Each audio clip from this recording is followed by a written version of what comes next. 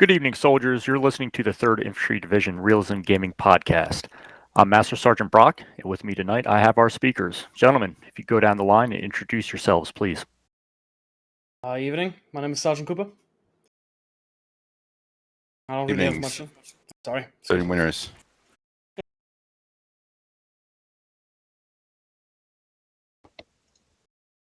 And First Lieutenant Lambert. Welcome, gentlemen. It's good to have you. All right, so let's get this thing started. Right off the bat, I'll go over our big promotions and billet changes since last quarter. This past ceremony at the beginning of January, yours truly, Master Sergeant Brock, was moved to Alpha Company as the new company first sergeant. First Platoon Widowmakers then received their new platoon sergeant, Staff Sergeant Tucci. And our own Sergeant Cooper here assumed the role of squad leader for 4th Squad Phoenix. In addition, 3 Cab, our aviation brigade, also has a new brigade commander, First Lieutenant Lambert here. And he has also taken on a new executive officer, Warrant Officer Danny Elio, and a new readiness NCO, Specialist Lev Delgado.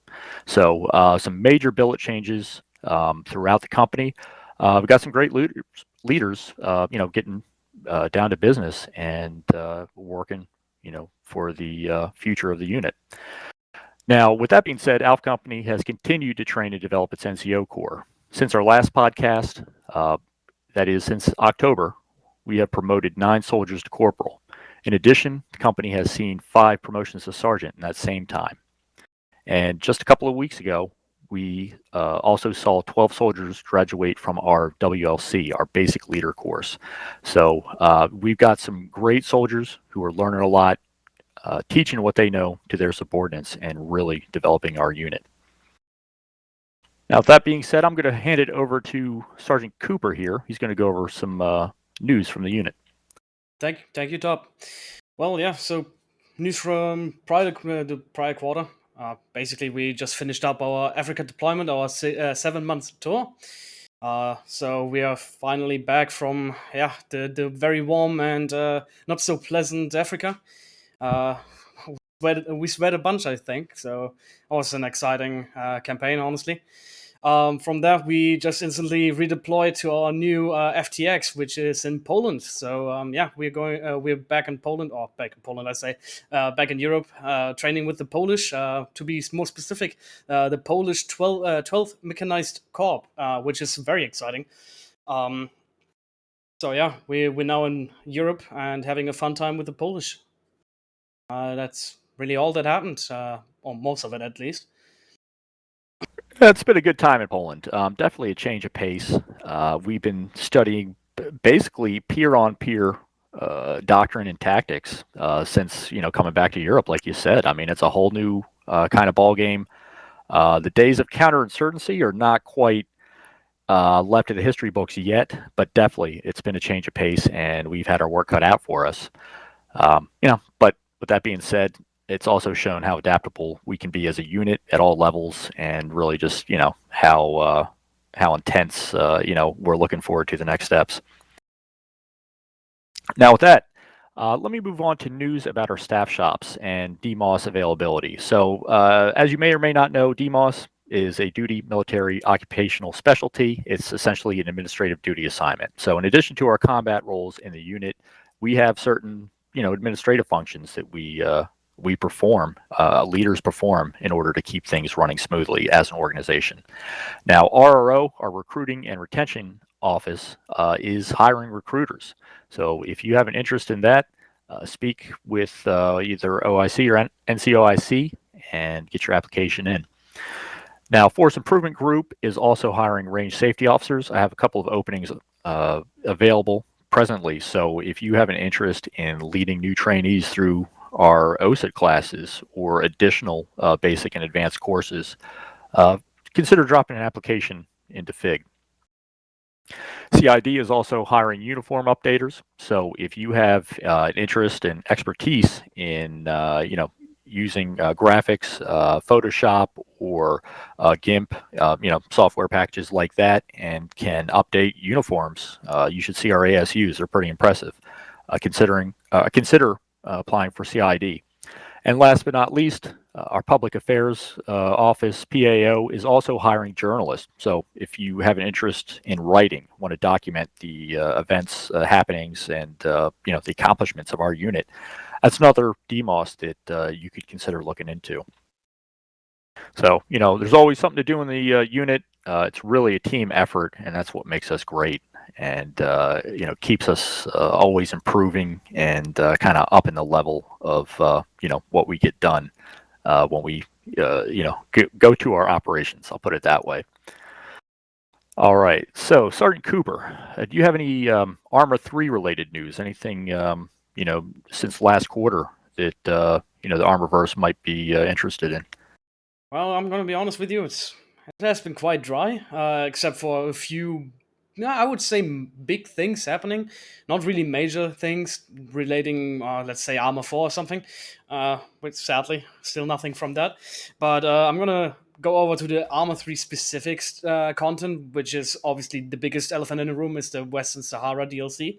That just came out maybe 1 to 2 months ago. I've played it a bit.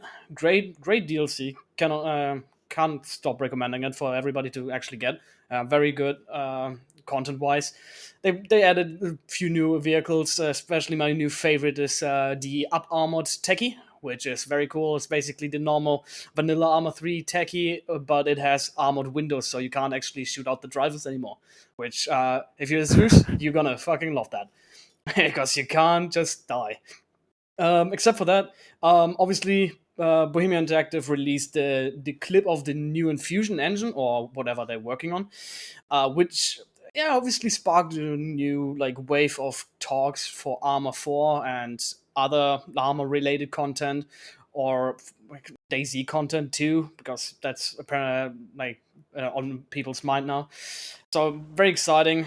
Just a lot of thinking, speculating, mostly speculating though, because they just wouldn't budge to anything.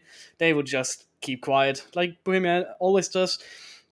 That's Armor 3 specific, but in terms of community wise, I have heard about somebody called Remy Down Under, a big YouTuber in the Armor 3 sphere, who is currently making a Mike Force related campaign, which is utilizing many mods that he wrote himself, which basically save the progress, make interaction with AI possible, and so on and so forth. So basically, have a huge community Armor 3 event in Vietnam.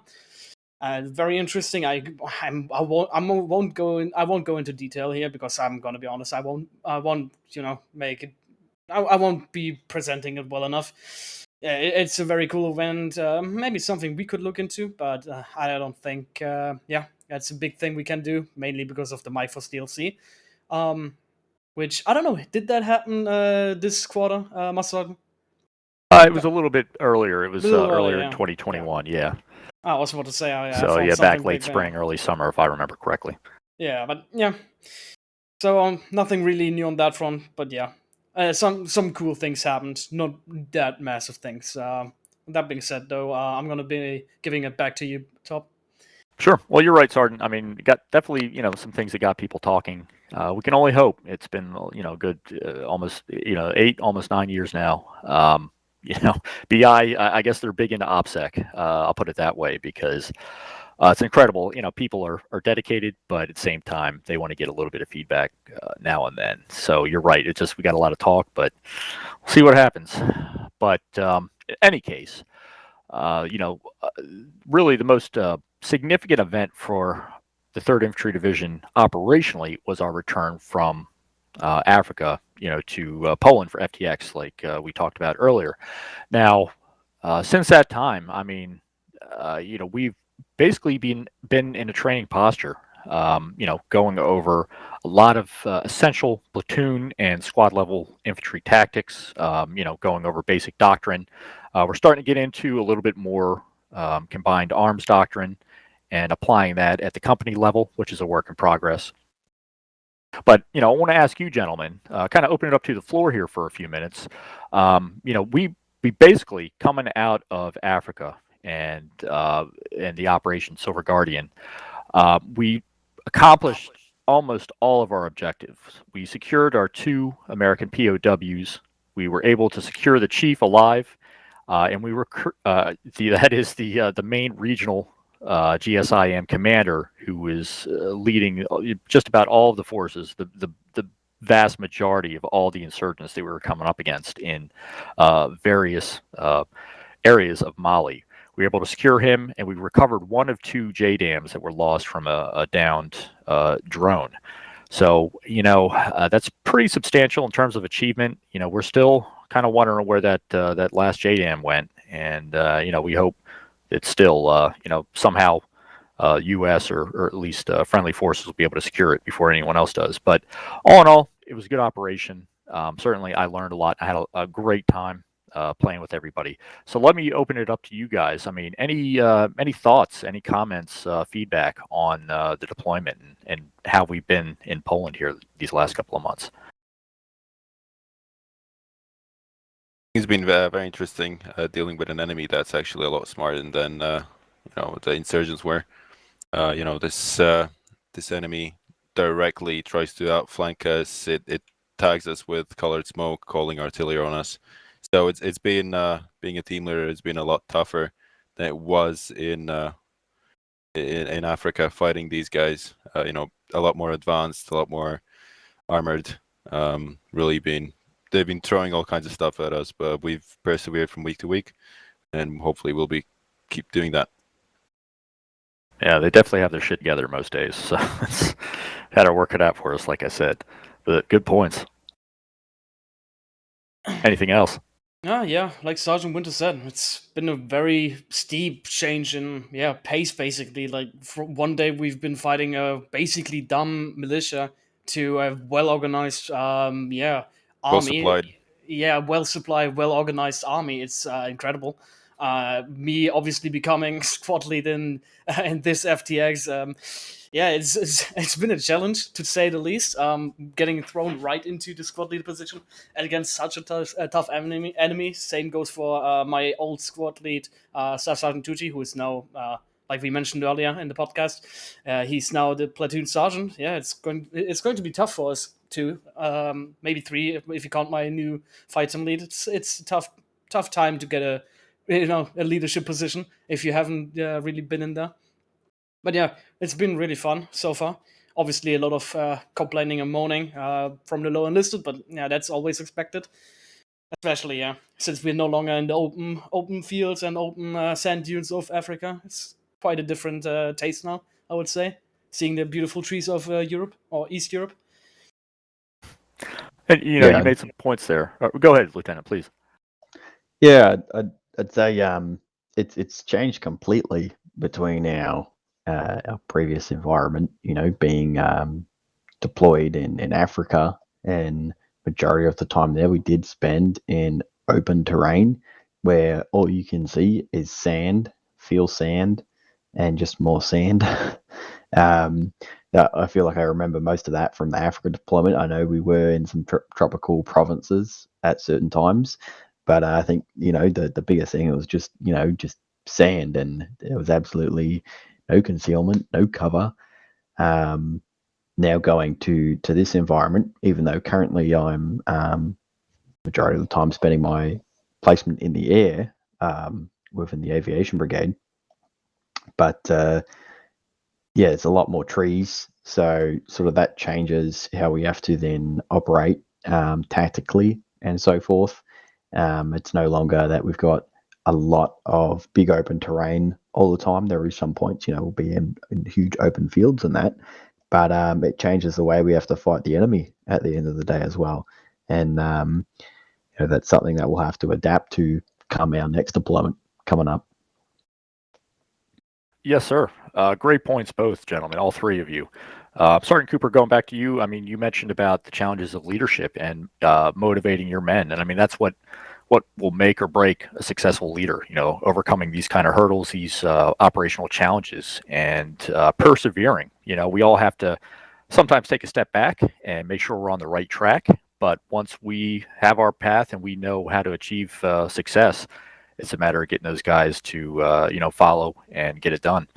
So, and with your comments, Lieutenant, in terms of changing our tactics, I mean, absolutely. Every operation or every FTX, I should say at this point, we've, the first couple of weeks in particular, we really had to drop the whole, kind of textbook counterinsurgency posture and really start reevaluating the new enemy's strengths and weaknesses, but also comparing them to our own and taking advantage of the enemy as best we can. So next couple of months will be interesting.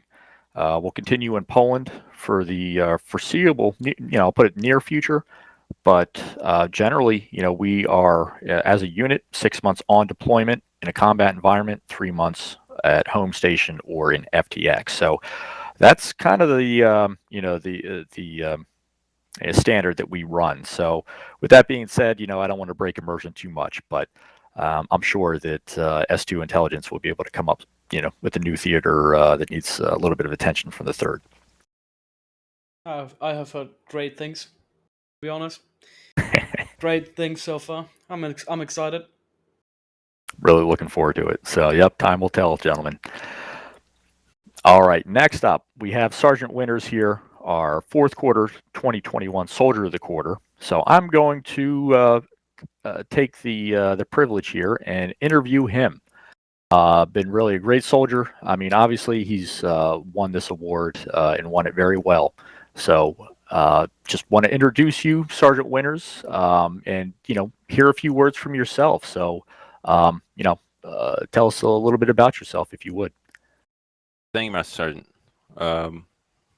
Hello, everybody. I'm Sergeant Winters. I've been in the unit here for coming up on my 9th month here. I've been really enjoying my time here. I'm currently a university student and a Latvian National Guardsman. I got into gaming a decade ago, starting out with FPS strategy games, and have loved these genres ever since.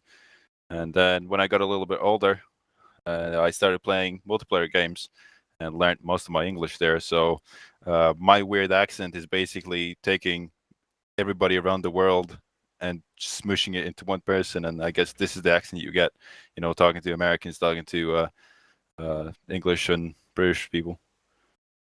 That's pretty funny, actually. I mean, you're definitely a team player, and that's a great thing that, a great characteristic and trait to have. So it's served you well here. Now, what is it that brought you to the third ID? You mentioned you've been here for about 9 months now. What is it that keeps you here? I think it's the people. We have such a great community going here. Everybody is super friendly, and we really work towards making ourselves better at all times. Seeing taking a soldier in, him being green, not knowing anything about armor, and producing soldiers that I could see, taking my spot or even surprising me one day is just a great feeling. That's great stuff. All right. Now, in your time here with 3rd Infantry, are there any moments that stand out? Memorable events, anything funny, or a kind of favorite operation that you're on? I think right off the bat, I can recall 2 of them. One of them is we were building the trenches around the striker. I'm in 1st Squad Scorpions, and we have, as we call it, the glorious plow, the technical plow in front of our striker. And it got caught on in one of the trenches. So the armor engine decided that it didn't like that very much, and as we were retrieving the vehicle, as soon as we started the engine, it sent us into the stratosphere. And there's some great screenshots on the website. Right after that, following that incident, I went on Specialist Holmes's profile. I downloaded his uniform and I added an Army astronaut badge. We had a good laugh about that. And, the second one is quite recent. It was just before Winter Exodus came about. The operation was already dying down. All objectives were completed, and we were just convoying back to base. And I was driving 1st Squad's Vic, our glorious record, and the topography is not that great. So I found a river that wasn't on the map, And because I found a river that wasn't on the map, everybody basically went with the monkey see, monkey do kind of mentality, and the whole platoon ended up in the water. So that was it was a great close to the year. Definitely, a lot of good laughs we had there. Follow the leader. Well, such is life in the Armorverse. We've all been there, done that. But yeah, that's some good stuff there. Now, you've made Soldier of the Quarter. You've earned the rank of E5 Sergeant. You're fire team leader in First Squad, well accomplished, decorated. What advice do you have for your fellow soldiers? Set your mind to a goal and work to achieve it, and don't rest until you get there. Talk to your peers to understand where you might be lacking, and then work towards bettering yourself. Nobody's born a great leader. We work towards that, and we achieve being a good or a great leader. And I think that's something everybody should, even outside an army unit, should do, is set a goal, work towards it, better yourself. I set a goal when I was 2 weeks into the unit.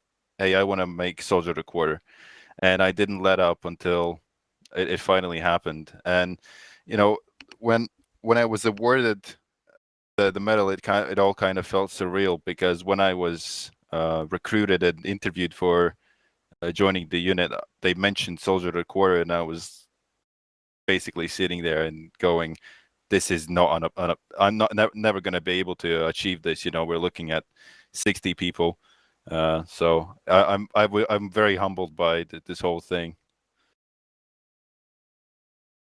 Well, I appreciate hearing that. It is quite an achievement, something to be proud of. But yeah, it's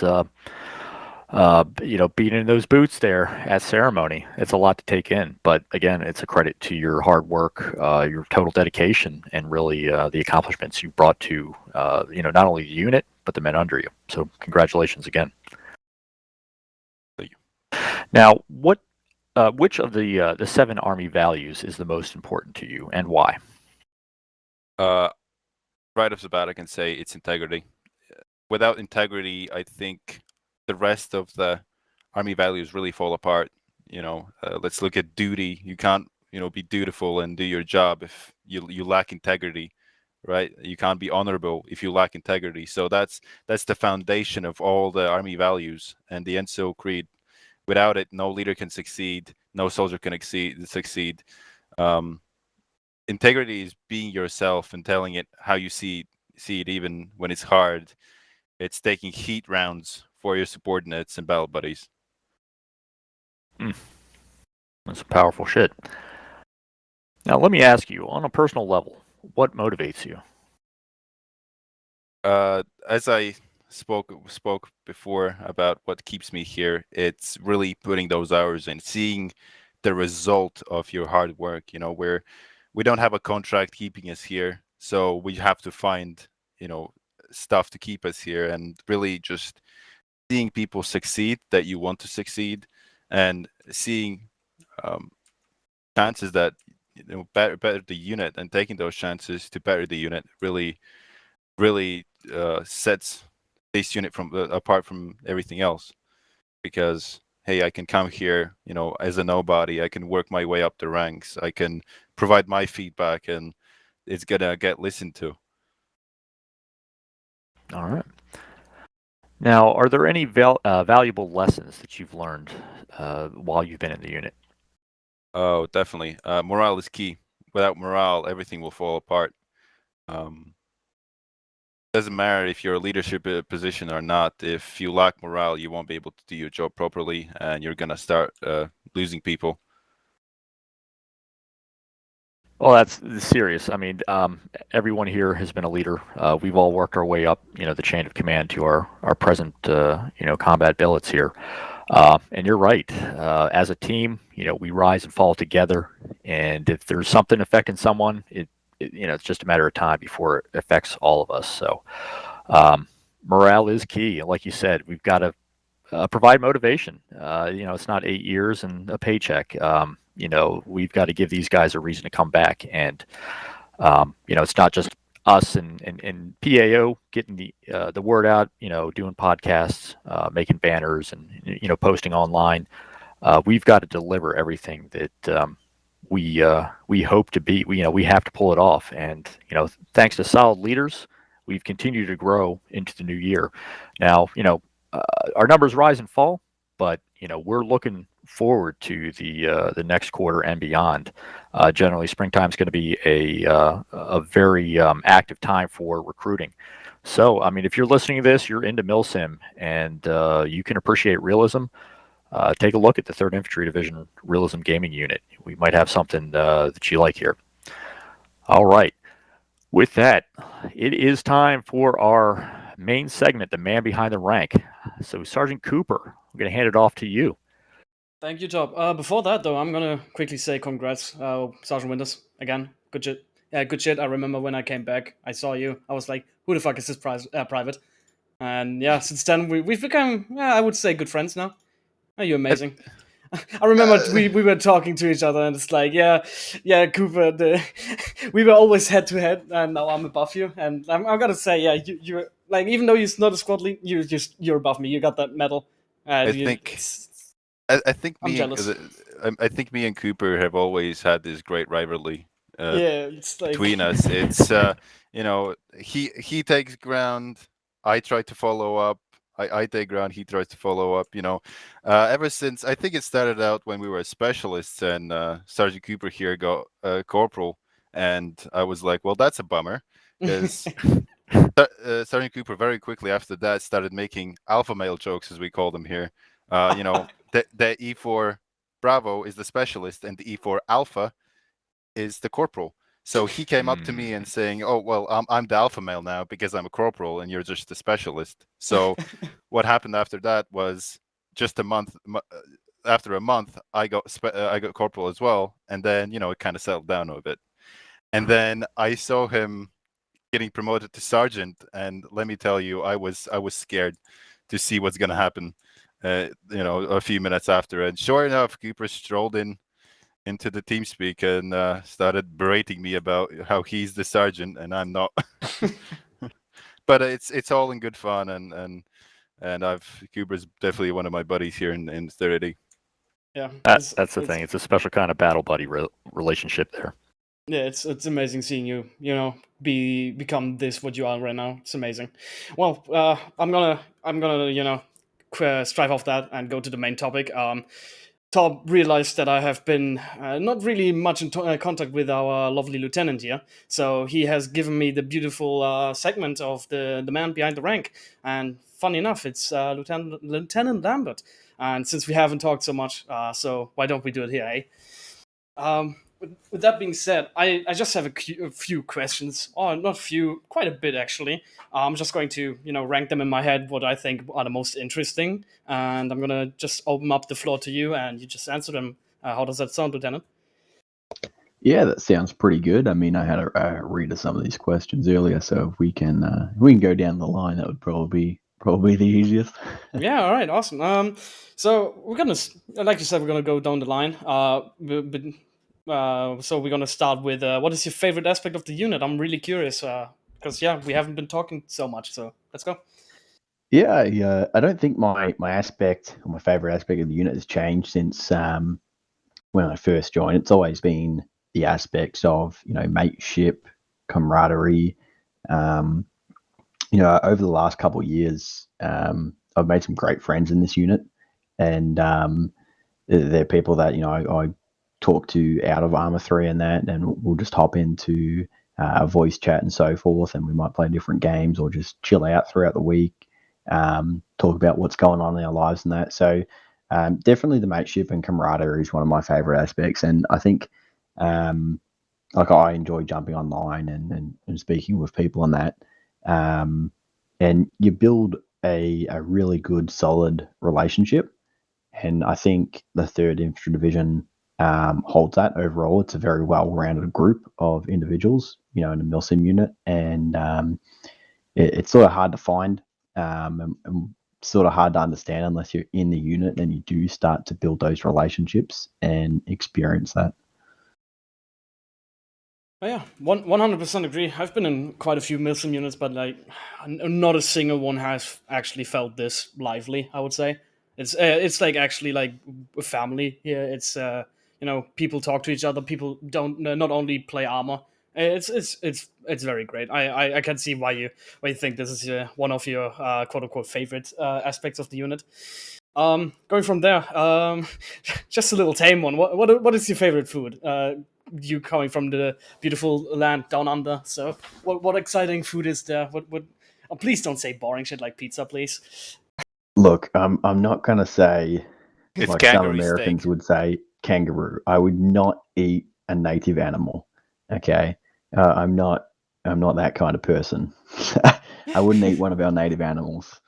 But my favorite food would have to be a nice cooked steak with some potato, like potato chips, some veggies, and a nice sort of a nice sauce on the top, depending sort of how you feel. Maybe a mushroom, maybe a peppercorn sauce or something. Say a nice steak would do me with a Yeah, nice beer. Mm. sounds good. Gonna Sounds go with good. a nice Yeah, beer. yeah. I've been funny enough, we had that in my squad the other day, and I've got quite I got bullied. I'm gonna be honest, because I like my steaks well done. Please leave me alone. Don't bully me now. Ooh, I'm just that kind of person. I just like beef jerky. How It's my it's my it's team okay, leader. Sergeant. It's okay, Sergeant. Everybody knows that the officer's palate is far more refined than the lieutenant's palate. So you're allowed to eat your well done steak and Yeah, I got called beef jerky eater by my two fire team leads. I got called inhumane thing by my special future hopefully specialist Flanagan. It's fun. With that being said, when is your birthday, Lieutenant? my birthday is actually, in fact, in July. So in America, I guess that would be what, summertime, I presume, because it's winter time for me in July Yes, sir. here in Australia. Yeah, so I've got to enjoy my birthday in the cold. It's actually freezing. Some places it snows and that, so it gets quite cold here in the winter time. Although you can get your hot day as well, just out of the blue. Uh, we've got an interesting weather sort of system here in Australia. One day it can be raining and hot. The next day it's like super cold. But Yeah, yeah, well, that's yeah. that's how I enjoy my birthday normally in July, Uh, right in the very, middle of the year. very interesting. Yeah. What do you currently do for a living? Because I've heard quite a few stories. Some funny, some not so funny. About your work life. You mind sharing a bit of that? Yeah, look, I've got a pretty interesting work life. So I guess overall, I sort of work in justice and community safety. I'd say that's a big part of my life and so forth. A lot of my family have served in the state sort of police and the federal police throughout their life. Um, so I work in the federal government. Um, there's not much that I can say about my job now, but yeah, essentially I do work for the federal government, and it falls under justice and community safety. I've had some different careers throughout my time, but yeah, that's currently what I do now. I'm a government employee, so it's got very good benefits. Yeah, You get looked after. yeah. I just keep remembering the times when you have to storm out of a training or a mission, even to go to your job. So yeah, Oh yeah, very that would be my yeah volunteer job. yeah. That one. Yes, you have a pretty interesting life, to say the least. I would say, compared to me just sitting on a CNC machine, it's quite boring. If we would compare them one to one, but yeah, very interesting. On a different note, though, what are your hobbies outside of gaming and obviously your job? Like, what do you So do the most at home or if outside you even? remember, I guess if you're in the third infantry division, you're gonna know what this probably is, and you just sort of mentioned it then briefly, Sergeant Cooper. So one of my hobbies is I'm a volunteer in the state emergency service. Um, essentially, what that does is, I'm on call when I'm not at work and so forth. So I'm able to respond to emergencies.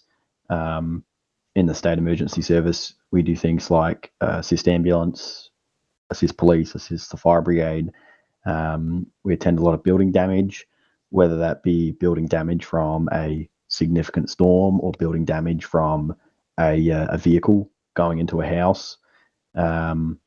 We also attend a lot of flooding incidents, trees down, again, whether it be like on houses or on roads, blocking major highways and that. And then some of the other things that we do is like rescue persons jobs, whether it be marine rescues, persons trapped, extrications, animal rescues, and so forth. So I'd say that's one of my biggest hobbies. I really enjoy in my spare time volunteering. Whenever there's sort of interstate sort of events or different regions, different areas, I'm always sort of very quick to put my hand up and go assist other towns and that, and other agencies. So I do enjoy that quite a bit. Yeah, like I mentioned before, you have an exciting life, unlike me, and many people probably listening. It's like many people say, oh yeah, I watch TV as a hobby. Like, yeah, it's not really the same, you know. You go out, like actually do something, and the other people just sit at home. So that's to be fair, it's in my opinion very incredible. I wouldn't do such a thing, but I'm just a lazy fucking rat. So Yeah, that's it really. it does have its pros and cons. Yeah. I guess one of the cons being, you've just cooked a nice meal and that pager goes off for an emergency, whether it might be a person's trapped or rescue persons or something like that for an extrication.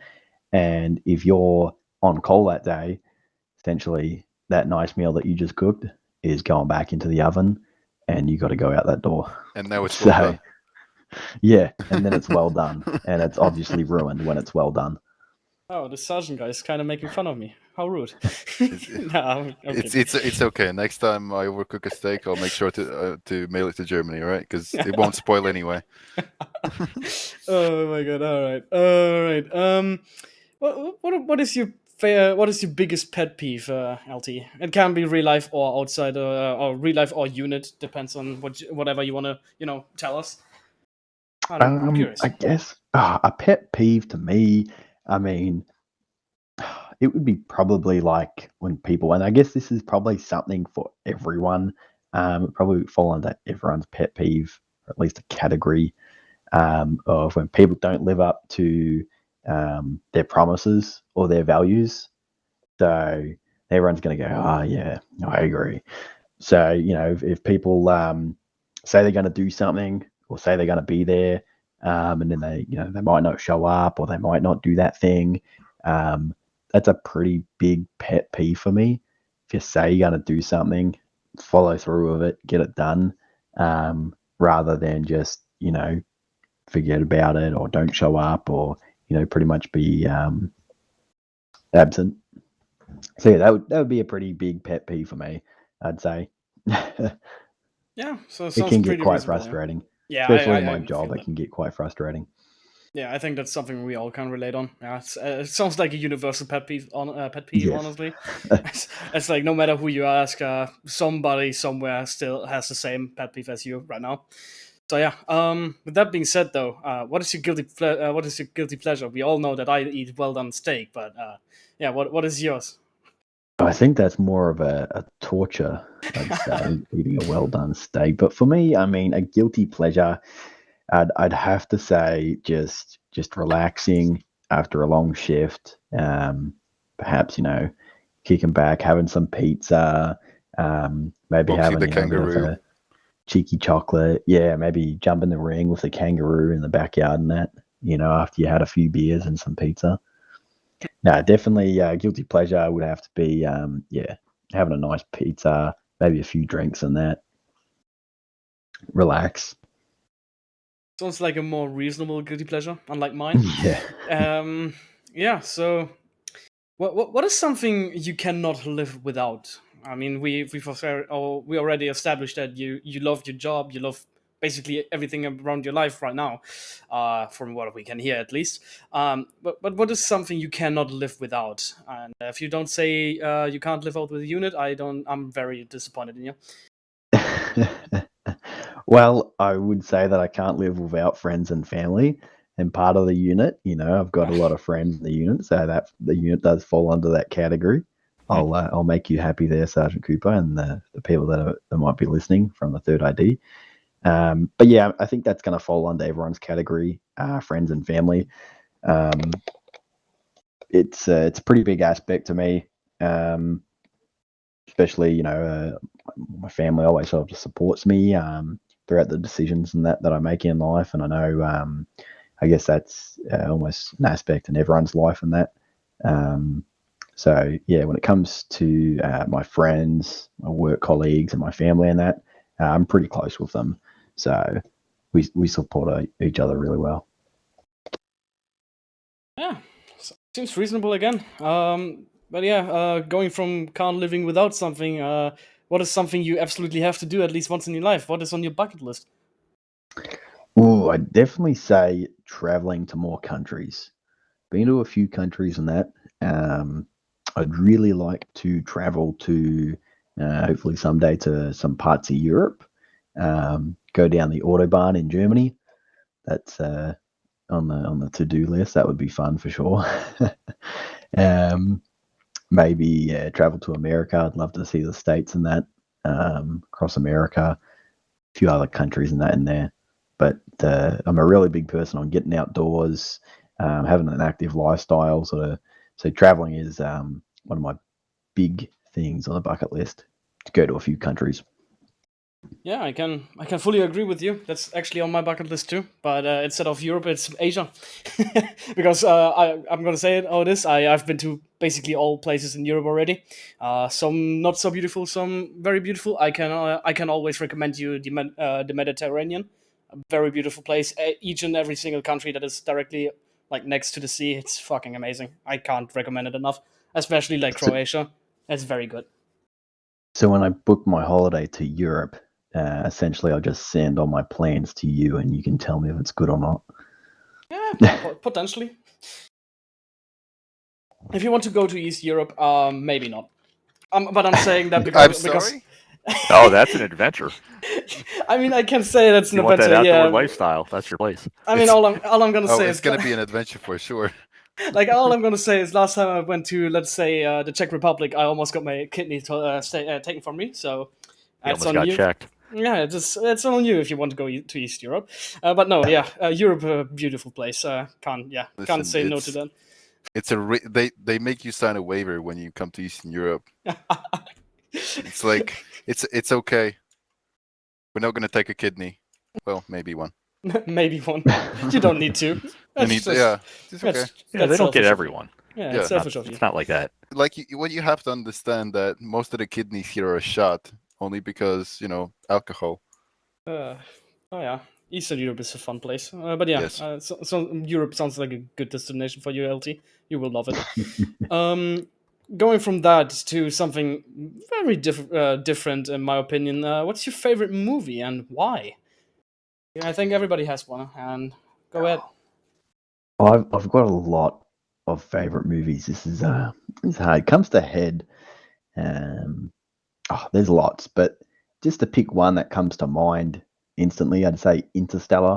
Has anyone ever seen the movie Interstellar? Don't tell me no. Of course.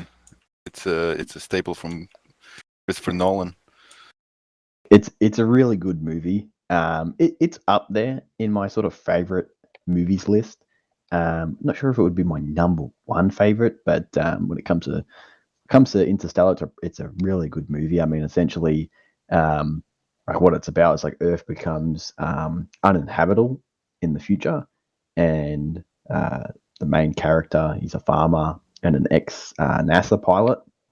So he is tasked with piloting a spacecraft along with a team of researchers and that, and they go out to essentially find this new planet for humans. And if you really like space movies and things to do with travel, time travel, and black holes and things like that in space, all the little infantries. I'd say, yeah, Interstellar is a really good movie. You got to pay attention when you watch it, though. Yeah, I'm gonna disappoint you here. I've never actually seen Interstellar. But yeah, your little autopsy basically just told me to go watch it, or I might risk a little Article 15.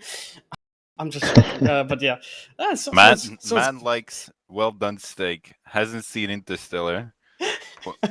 That's 2 strikes already. Yeah, you got a third one. You're a disgrace on humanity. All right, I'm gonna do one for the Star Wars fans. Episode 3 is my favorite movie of all time. Leave me alone. Well, I know this is off topic, but I'm glad the sequels came out because it basically made everybody love the prequels, and I like the prequels. So there you go. Yeah, at least something good happened. Yep. All right. With that being said, what is the most embarrassing story or funny moment that has ever happened to you? Can again be outside of the unit or inside. Really depends what you want to say on the show. I'm going to stick with the unit for this one. Oh, that's fair. So I said there's a lot to choose from, funny moments and memorable moments in the third ID. One of them would be, for example, this is a small one, but I'll get to my main one. Comes dead when a few of us were playing the hot game at the time, Phasmophobia. Essentially, you're a ghost hunter. When this game first released, no one had an idea sort of what to expect and that. And I think a lot of us were playing it sort of late towards the evening in that. I know I was in there with Corporal Bills, Sergeant Lang, and Major LaFlash, and this was like our first time ever playing the game. And the funniest thing would be when Major LaFlash was locked in the room with the ghost. He was screaming, and we got that clip somewhere. We'll have to pull it out. I'll probably get an Article 15 when I find that clip. But I'd say it was the funniest thing. Just Major LaFlash screaming for a solid 15 to 30 seconds, and then I don't think he came back on after that game. He stayed in the truck. He just wanted to sit in the truck for the rest of the night. But a good one, like in armor, would have to be when I was a rookie soldier in the unit, brand new to the unit. This is going back a couple of years ago, 2.5 years ago at least. Would be during a squad drill. Essentially, we were all ruck marching towards an evac point to escape the enemy in that. And we had Warrant Officer Brennan at the time, who was picking us up in a Black Hawk. And, he landed the Black Hawk, was waiting for us at the evac point and disconnected. He lost connection to the server. So essentially, first squad Scorpions, that was my squad at the time, we were left stranded by this abandoned helicopter. And we had a platoon-sized enemy force that was moving in on our position. So at the time, Specialist Glanar decided it would be the best idea, with his minimal flight experience, to man the helicopter and save our lives. So he jumped in the pilot position, told us, he had flight experience. So, as sheep do, you follow the leader. And we all jumped into the aircraft. He started to, turn it on, and the aircraft's lifting up, and we're all celebrating and laughing and that as we're flying away, and the enemy start to shoot at us. And then I just remember looking out the side of the Black Hawk, and we see the bottom of the trees, the middle of the tree, the top of the tree, and we start seeing the blue sky. So we're like, we're getting out, we're safe. This was, I think, my first time ever being in an aircraft in armor, and emergency sounds and warnings started going off. I'm starting to panic on, what's that? What's going on? And I just remember seeing that top of the tree, or seeing that blue sky, then seeing the top of the tree, then starting to see the tree trunk. And we were going back down from about 150 meters in the air. So let's just say it didn't end well. We didn't get evac'd at that point. and we never let Specialist fly an aircraft again. It sounds definitely like a Sklenar thing to do. It was terrifying. It wasn't probably the most funny moment. It was probably the most terrifying moment ever experienced in Arma. Yeah. And right after that, he became our trusty Zeus. Now he has retired. There's a running record in this unit with people having troubles with helicopters. Oh man. Oh yeah. We're not going to talk about the helicopter incident. All right, talking. Okay, that sounded a little funny, but yeah. Since we're already on the topic of healers, I'm gonna catch you off guard, Lieutenant. This is not a question on the little list that you have. Since you've now become our new CO for our tree cap or like air brigade, how has that been? Like, how has that changed from being basically a grunt officer to being what is basically NASA level intelligence for us grunts? Like, how's that transfer like going for you? What are the biggest things you have come to notice about that big change? I think initially for me, obviously I started, for those that are listening and that may not know, originally started as a platoon leader when I became an officer. So I moved up the NCO Corps, became a platoon leader. And I really enjoyed that point of my career there in this unit, spending as an infantry platoon leader, leading the platoon. I was there for quite a while.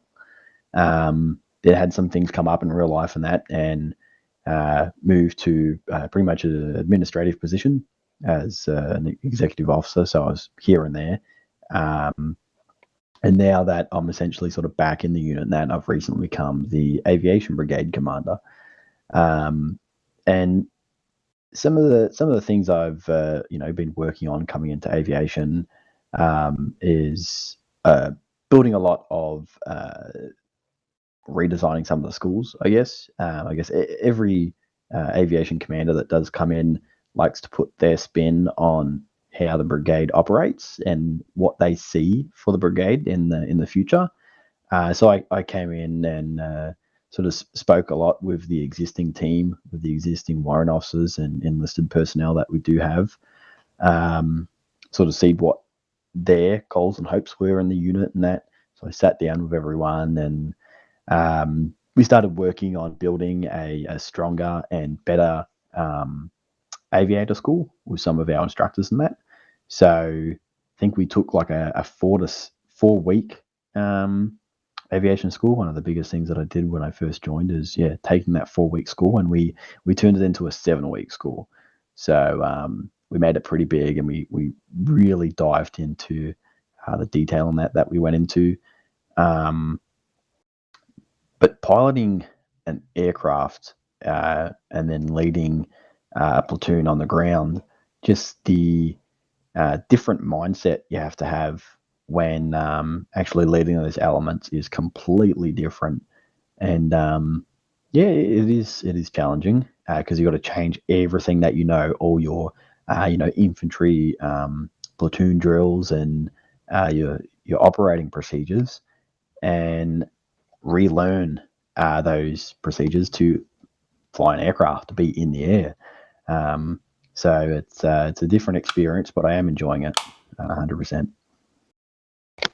Yeah, that's amazing. Love that you switched that fast. Like, it's just like a switch going from on to off. It's happened real fast. Obviously, I've been already taking use of that.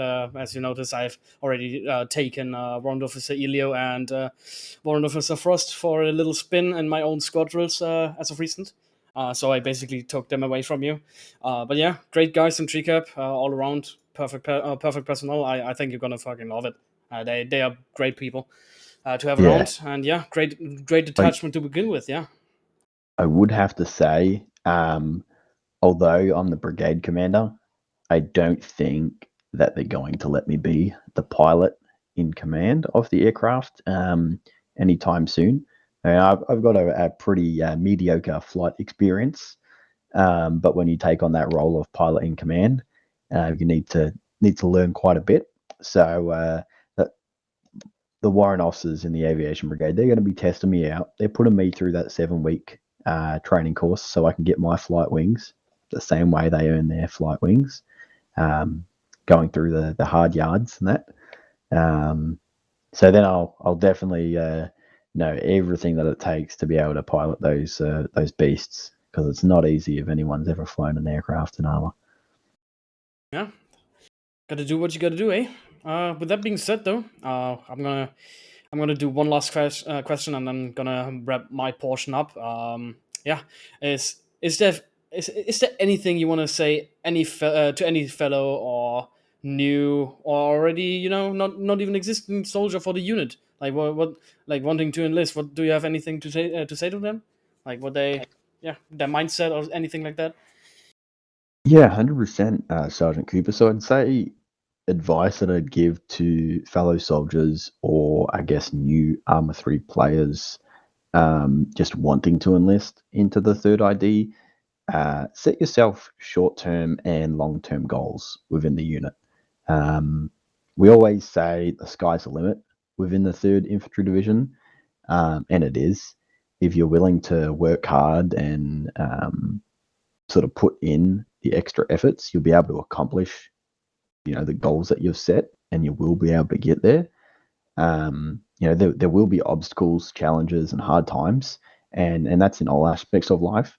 However, if you've got that resilience and the motivation to get where you want to go, essentially, within the unit or within real life, you will be successful. So, a little, I guess, quote that I want to give everyone with that piece of advice is, you only get out what you put in. So essentially, don't be upset by the results you didn't get with the hard work you didn't do. Yeah. Yeah. With that being said, just that's basically the same thing that Sergeant Winters did. And look at him now; he's a sergeant in this unit, soldier of the quarter. Basically, yeah, he did almost everything he wanted to achieve. Now he's going to look for new challenges. I'm gonna see my squad leader position in quite a bit of danger right now. With that being said, though, top. I think that's basically the portion here. We've been through quite a bit now, so I'm just going to give over the torch to you, and you can run the last 5 miles if you want. Very good. Well, thank you, gentlemen. All right. Before we wrap up tonight, as always, let's talk about Arma 3 mods real quick. I think we all have our favorites. Are there any mods that you've used recently or, think are outstanding that you want to talk about tonight? If I may. Yeah, go ahead. It's not really a serious one, but I found a quite funny mod recently, which is called the Pissbag mod, which basically is a blood bag for Ace, except it is labeled the Pissbag. I just found that quite amusing, so I wanted to say that. it's literally just that. It's so stupid. It's just as stupid as it sounds. It's a whole new level of immersion, I guess. Exactly, yeah. If you really need to, you can get it. Yeah, I'm sure. Yeah, well, anyway. Well, I will say, in terms of mods that I miss, MGP, the military gear pack, that's a good one. I used it, stopped using it, didn't realize until afterward how much is in there that I consider essential. So, SPCS vests, a whole variety of them in multicam, different shades, little things that kind of add up in terms of building your kit. Still, one of my favorites, I think, now that I look back. We'll have to see if we can't get that kind of integrated here. Might be going out on a limb, but like I said, the future's wide open for us. So we'll see what happens. Yeah, if I can add something more serious, I just recently looked back into Cup because Cup has the reputation of not being the greatest of all time. But yeah, I've recently looked into Cup, and wow, they have been stepping up the game. I must say, it's very interesting. It's actually Cup, in my opinion, is at the moment where it's in right now, where when you start up in unit, or you're looking for good new mods to play around with, it's actually a good competition towards RHS now. It's very interesting. Like they've been adding and re-adding textures, making new ones basically. Yeah, it's very interesting what they've been doing the past 2 to 3 years. Yeah, I caught that recent update. I mean, you're right, and we use it as a staple. I mean, for some things, it's basically Arma 2 textures on most of their objects. But like you said, there's been some more recent updates. But either way, for some general, kind of, I guess, more immersion in the editor, they offer a lot of really good resources. Unless you're kicking down, putting something in a room that you're going to be kicking the door into. Cup can really do a lot as it is without you even noticing. So and it's pretty good on frames and everything else. So it definitely shouldn't be overlooked. I think it's a great resource in terms of general mods. I think one mod that became very popular, and I think maybe a month and a half ago, was the rework for Arma 3, the DayZ zombie mod. I know, a few people started out, and then a lot of people from 30 went ahead and played together. It's establishing that community vibe that, hey, we're just not here, for me to yell at you as a sergeant on Saturdays and Sundays, but no, we're much more than that. We're friends playing games together. And right after that, a DayZ craze hit where everybody started playing DayZ, and good times were had. That was fun, killing you on the northwest airfield. Oh no, other way around. You killed me, but I killed the other one, so I'm even with you. That was fun. All works out in the end. An eye for an eye, am I right? Yep. Something like that. All right, gentlemen. Anything else on mods? Any comments, feedback? All right, hearing none. That just about brings us to the end of our fourth quarter podcast. Gentlemen, it's been a true pleasure tonight. I want to thank all of you for joining me. I know that we're around the world at all hours of the night and day. So First Lieutenant Lambert, Sergeant Cooper, Sergeant Winters, again, I really appreciate your time. It's great talking with you tonight, and I'm really looking forward to doing this again next quarter. So with that, we are out for this evening. Again, we'll be back in April with the first quarter 2022 podcast. Until then, this is Master Sergeant Brock reporting out. Well.